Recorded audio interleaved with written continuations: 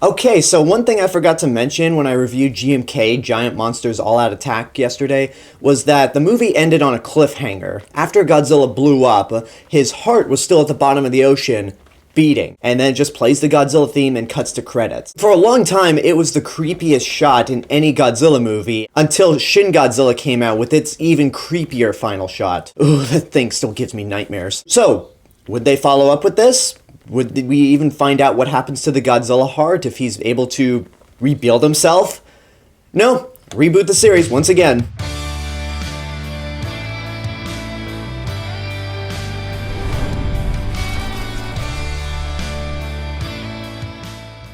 Godzilla Against Mechagodzilla came out in 2002, is the fourth film in the Millennium series, the second one to be directed by Masaaki Tezuka, the director of Godzilla vs. Megaguirus, and is the fourth time in a row Godzilla has been rebooted. Yeah, if you thought DC and Spider-Man were crazy about their reboots, Toho has been doing this to Godzilla since 1984, and I believe Toho alone, 1, 2, 3, 4, 5, 6, 7, 8. Toho has rebooted Godzilla 8 times. So what's this movie about? The title is obviously Godzilla Against Mechagodzilla, so he fights Mechagodzilla. What's different this time around? Well, the movie opens up in 1999. There's a division in the Self-Defense Force that is specifically dedicated to fighting off giant monsters. One of the members of this team is our main character, Akane, who is a maser tank operator. So one night, a giant monster pops up out of the ocean, and it's Godzilla. And not only do they say it's Godzilla, but they say it's another Godzilla. So in this continuity, the original 1954 Godzilla is clearly dead, and is actually a big part of this movie, so I'll get to that later. But anyway, Godzilla attacks a small village, and this division goes in to try to stop Godzilla, but Godzilla soon attacks, and Akane, who's driving one of the big maser tanks, accidentally knocks over a truck to the side of the cliff where Godzilla stomps on it, and soon after that she feels incredibly guilty about what happened, and is assigned to a desk job. But anyway, they soon reveal that Japan has not only had to deal with the original Godzilla, but several other monsters before this second Godzilla popped up. They had to deal with Mothra, they had to deal with Gyra, the green gargantua, so they've had a long history of fighting off monsters. So ultimately, they decide to do the most logical thing anybody in their right mind could do. Salvage the bones of Godzilla, which in this continuity did not dissolve, and use it to create a super weapon to fight the new Godzilla. So the Japanese government brings in all these scientists to try to create a weapon that could possibly fight Godzilla, but using the bones of the original Godzilla. So they obviously come up with Mechagodzilla, who in this continuity is known as Kiryu, which stands for Mechanical Dragon or Metal Dragon. So Kiryu is finally constructed, and then Godzilla soon returns, and it's time to put Kiryu to the test to see if this can be the ultimate weapon to defend the nation from invading attacks. From giant monsters, obviously. They actually establish in the movie that the government has no intention to use this in outside forces. They just use it to defend their nation from giant monsters. So as I mentioned before, this is directed by Masaaki Tezuka, who directed Megaguirus, which I think was one of the worst Godzilla movies out there. Many directors can come back to do a sequel after making a bad movie. I mean, look at Michael Bay in Transformers. But the movie also bombed, so you would think the director that made one of the lowest grossing Godzilla movies would not be given another chance, but he was given another chance, and he managed to deliver a damn good Godzilla movie. In fact, this is my second favorite film in the Millennium series. One, it has a richer lore than any of the other movies beforehand. All the movies in the Millennium series beforehand have only followed the original 1954 Godzilla. An argument could be made that Roland Emmerich's movie is in continuity with GMK, but then again, that's more like a joke in the movie, so unless you really take it seriously, then I don't think that movie's part of GMK's continuity. But anyway, the Kiryu saga, as this and the next movie are known as, follow more than just the 1954 Godzilla. I mentioned Mothra and Gyra, so that obviously means that this movie follows the original Mothra, it follows War of the Gargantuas, and in the next movie we see that it also follows Space Amoeba, which is an interesting choice. But according to Toho, there are other movies from the Showa era that are in the same continuity as the Kiryu saga. And these other movies include Rodan, Varan, Gorath, which I never saw, Atragon, Dogora, which again I never saw. With Gorath and Dogora, if I ever see them, I'll definitely review them. Frankenstein vs. Baragon, which actually makes sense considering that Sanda and Gyra were created from cells of the Frankenstein monster. And then the weirdest of all is King Kong escapes. So you're telling me, Toho, you're telling all of us that King Kong, the eighth wonder of the world, exists in the same continuity as the Kiryu saga. That is so fucking stupid, but so cool at the same time. Okay, in all honesty, I actually call bullshit on this right here. But then again, I don't work at Toho. It's just like when it comes to Lucasfilm and what they consider canon or legends. I just acknowledge what they do. Whether I like them or not is up for debate. But anyway, let's get back into the actual Kiryu saga. The rich lore is one of the reasons why I really enjoy this movie. Another is Mechagodzilla. I really love how the first act of this movie is dedicated to actually building Mechagodzilla and actually setting a list of rules on how he functions. Because in the 70s, Mechagodzilla was just an alien war machine. We didn't really know how he worked, but then again, that was the 70s. The 90s movie was kind of the same way, except maybe a little more half-assed with the prologue that just says, "The most brilliant scientific brains in the world have come together to build a machine to fight off Godzilla." Okay, well, how does this Mechagodzilla work? Shut up, move along. So with this movie, there's actually some science to how Mechagodzilla functions.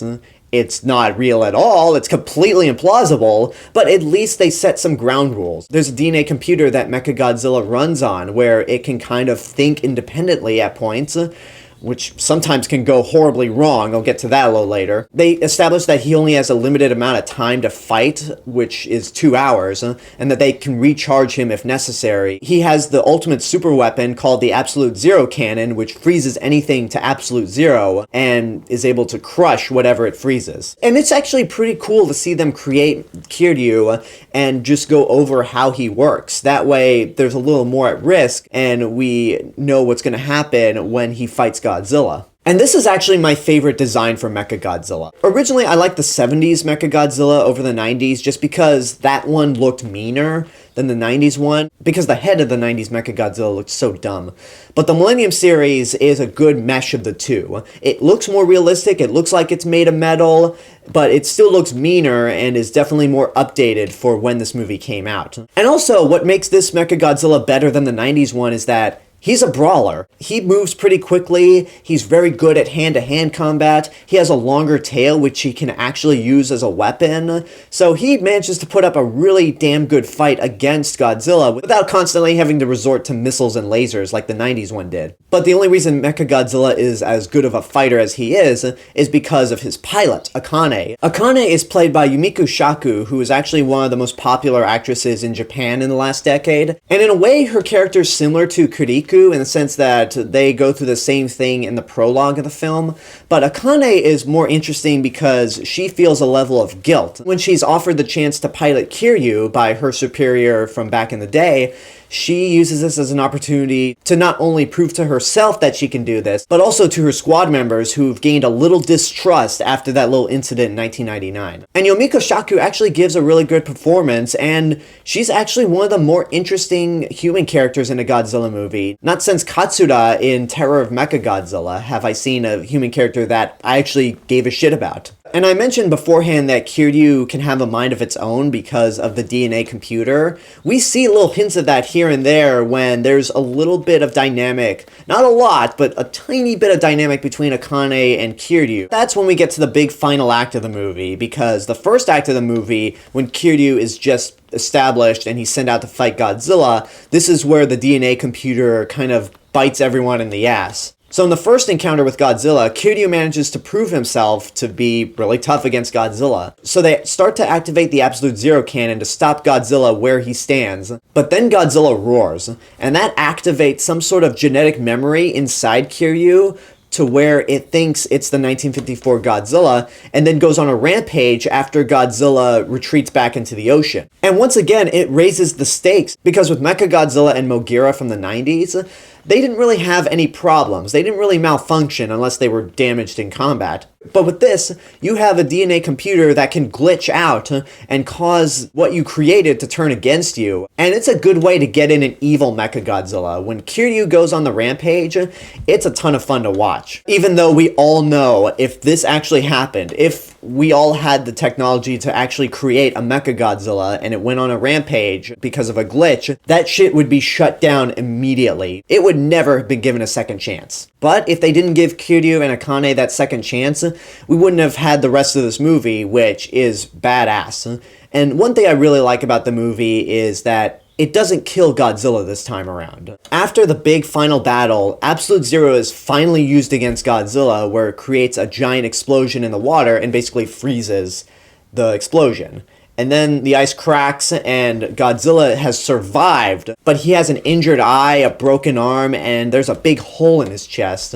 So rather than being more angry and just continuing the fight, he retreats back into the ocean, and then Mechagodzilla surfaces with the Absolute Zero cannon damaged and one of the arms missing.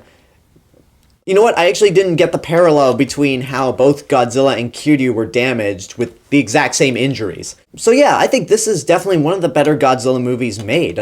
If I had any negatives, though, there's this on and off relationship that's kind of awkward between the scientists that developed the DNA computer and Akane, and I don't think it ultimately works out. Some of the scenes with them are a bit cringeworthy, but outside of that, I don't have much else to complain about. I do love the special effects, I love the redesign for Godzilla in this movie, I love all of the science that they develop for how Kiryu functions. The score by Michiro Oshima is once again great, even though it repeats a lot of themes that she used in Godzilla vs. Megaguirus. It's still a great score all around. Yeah, this is definitely worth seeing in your lifetime. It is one of the better Godzilla movies out there, and I really like how they develop more of a lore than most of the other Godzilla movies would have done. And that's my review for Godzilla Against Mechagodzilla. Now, don't worry, the next movie is not another reboot. The next movie we're going to talk about tomorrow is a sequel to this one, Godzilla Tokyo SOS. So until tomorrow, I hope you enjoyed this review. Leave a comment down below and tell me what your thoughts are on the movie, if and when you've seen it. And as always, this is the real Mr. Robinson telling you there's only one.